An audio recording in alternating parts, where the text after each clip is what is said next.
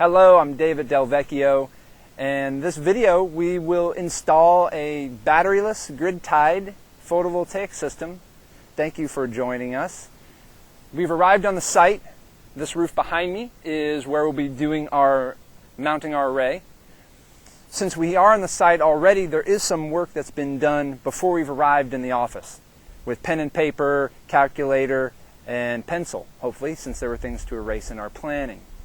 One of the things that we did figure out is where's our accessible window on our roof, our accessible solar window. Where do we have good access? We've established that. It's the section right here directly behind me. We've already figured out how big our array is going to be. This is our module that we'll be using. We already know how many of these we'll be putting on. We know the physical orientation of how we're going to lay them out based on the layout of the roof. How does the modules fit in a aesthetic way on the roof? So we've figured this all out ahead of time before now. We'll show you a drawing of what that looks like. On that drawing, we've laid out our modules. We've put them either in this orientation, which is upright or portrait. Perhaps they were going to fit better or look better, laid on their side in a landscape fashion.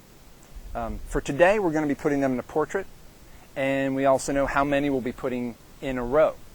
We'll be putting 3 of these in a row, and we'll do the measuring and layout to show you how that looks. The other thing in our drawing that we have to include is our wiring diagram. The wires that are all coming off of the back of these modules need to be addressed and dealt with. How are they going to be grounded? What's the routing of my positive and negatives and my home run wires coming back to my pass-through box or whatever my next piece of equipment is? I need to have these choices already made. I need to know the direction I'm going before I take one foot and step on the roof.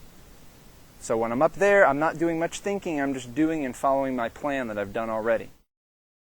In summary, what we've covered in this video is establishing where our solar access is, that is usable space on our roof that can fit our array.